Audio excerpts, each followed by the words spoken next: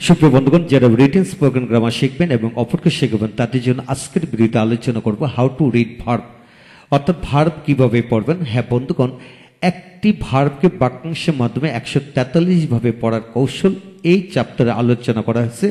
ইতিমধ্যে আমরা এর ওপর 1 থেকে 57টি নিয়মের উপর ভিত্তি করে 50টির মতো ভিডিও লেকচার নিয়ে আলোচনা করেছি। যারা দেখেন তারা অবশ্যই দেখে নেবেন।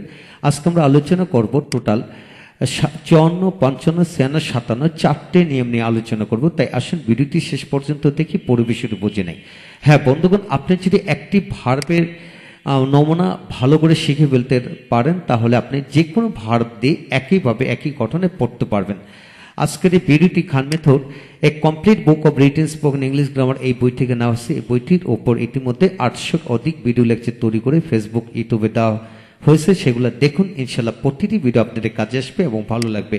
হ্যাঁ বন্ধুগণ, সমস্ত ভিডিও লেকচার যারা নিতে চান তারা প্যান ড্রাইভের মাধ্যমে নিতে পারেন, তাই আমাদের সাথে যোগাযোগ করতে পারেন।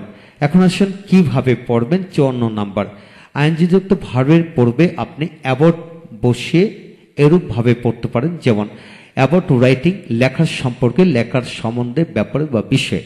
একইভাবে অ্যাবাউট ডুইং করার সম্পর্কে, অ্যাবাউট গোয়িং যাওয়ার সম্পর্কে, অ্যাবাউট প্লেইং খেলার সম্পর্কে, অ্যাবাউট ডিসকাসিং আলোচনা সম্পর্কে। এইভাবে আপনি যে কোনো আইনযুক্ত ভার্বের পূর্বে অ্যাবাউট বসে এরূপ অর্থ তৈরি করে পড়তে পারবেন। তারপর এটাকে আপনি বাক্যাংশ তৈরি করে পড়তে পারেন, যেমন অ্যাবাউট রাইটিং এ লেটার একটি চিঠি লেখার সম্পর্কে, অ্যাবাউট রাইটিং এ বুক একটি বই লেখার সম্পর্কে, about writing an English book একটি ইংরেজি বই লেখার সম্পর্কে, অ্যাবাউট টিচিং ইংলিশ ইংরেজি পড়ানোর সম্পর্কে, about teaching English and math ইংরেজি এবং ম্যাথ পড়ানোর সম্পর্কে। এইভাবে ভার্বের সাথে আরো অন্যান্য শব্দ যোগ করে আরো অনেক বড় করে পড়া যায়।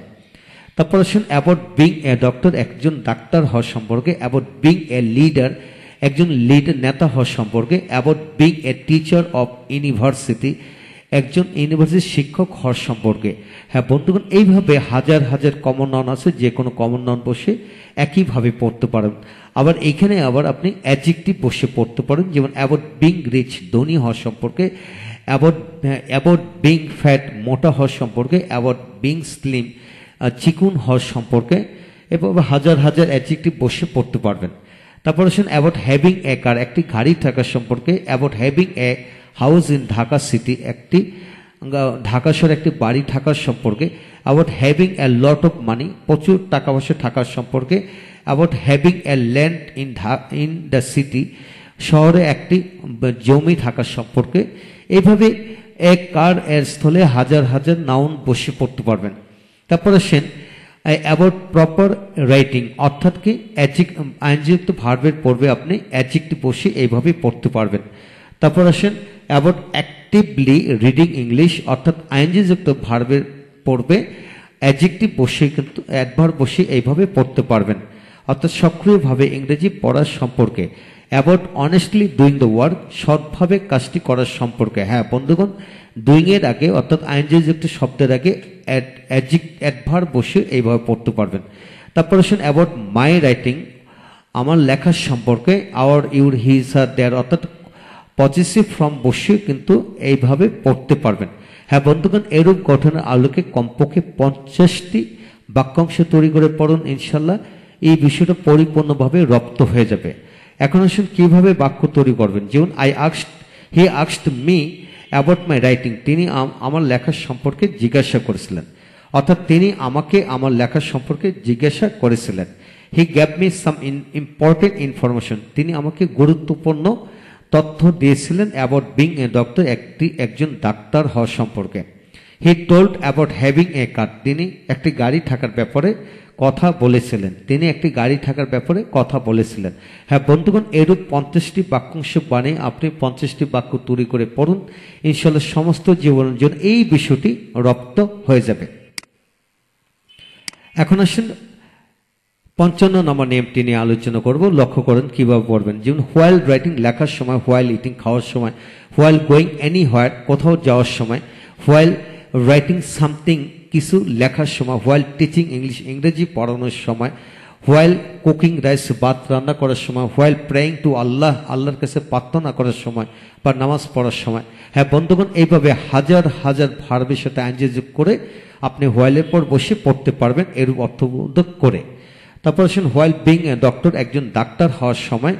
হোয়াইল বিং এন ইঞ্জিনিয়ার, একজন ইঞ্জিনিয়ার হওয়ার সময়। হোয়াইল বিং এ লিডার, একজন নেতা হওয়ার সময়। While being a teacher of university, ইউনিভার্সিটির শিক্ষক হওয়ার সময়। তো বন্ধুগণ, এইভাবে হাজার হাজার কমন নাউন বসে পড়তে পারবেন এবং বাক্যাংশ থেকে আরো অনেক বড় করে পড়তে পারবেন। তারপর আসেন হোয়াইল বিং রিচ, ধনী হওয়ার সম্পর্কে মানে সময়, ধনী হওয়ার সময়। হোয়াইল বিং পড, গরিব হওয়ার সময়। হোয়াইল বিং ফ্যাট, মোটা হওয়ার সময়। হোয়াইল বিং অ্যাক্টিভ, কর্মঠ হওয়ার সময়। হোয়াইল বিং এডুকেটেড, শিক্ষিত হওয়ার সময়। এইভাবে হাজার হাজার অ্যাডজেক্টিভ বসে পড়তে পারবেন। তারপর আসেন হোয়াইল গোয়িং এনিহোয়ার, কোথাও যাওয়ার সময়। হোয়াইল গোয়িং এনিহোয়ার, কোথাও যাওয়ার সময়। হোয়াইল গোয়িং টু কলেজ, কলেজে যাওয়ার সময়। While going to Dhaka, Dhaka যাওয়ার সময়। যে কোনো জায়গার নাম বসে এইভাবে পড়তে পারবেন। While reading English in the class, ক্লাসে ইংরেজি পড়ার সময়। While teaching English in the class, ক্লাসে ইংরেজি পড়ানোর সময়। হ্যাঁ বন্ধুগণ, এইভাবে যে কোনো ভার্ব দিয়ে পড়তে পারবেন। তারপর আসেন হোয়াইল টেকিং ফুড, খাবার খাওয়ার সময়। হোয়াইল মাই রাইটিং, আমার লেখার সময়। হোয়াইল ইউ রাইটিং, তোমার লেখার সময়। হোয়াইল হার রাইটিং, তার লেখার সময়। While her going to college, তার কলেজে যাওয়ার সময়। এইভাবে আপনি মানে পজিটিভ ফর্ম, প্রনাউনে পজিটিভ ফর্ম, নাউনে পজিটিভ ফর্ম বসে হাজার হাজার বাক্যাংশ বানিয়ে এরূপভাবে পড়তে পারবেন ইনশাল্লাহ। তাই কমপক্ষে 50টি বাক্যাংশ এইভাবে বানিয়ে পড়ুন, ইনশাল্লাহ এগিয়ে যাবেন।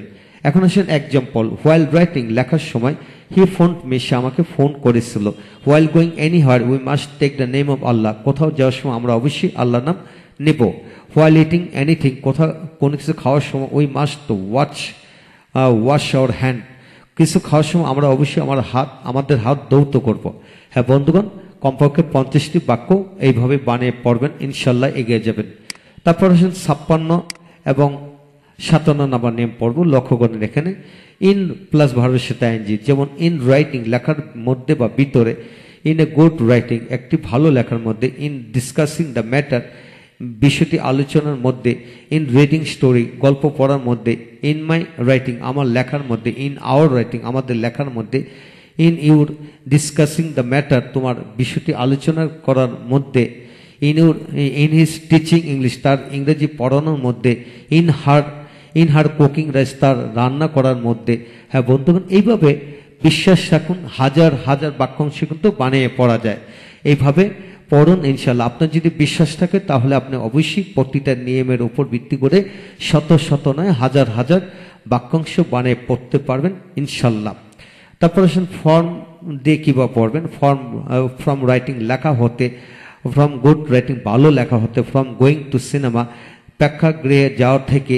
ফ্রম মাই রাইটিং, আমার লেখা হতে। ফ্রম ইউ রাইটিং, তোমার লেখা হতে। ফ্রম ইউ টকিং, তোমার কথা থেকে।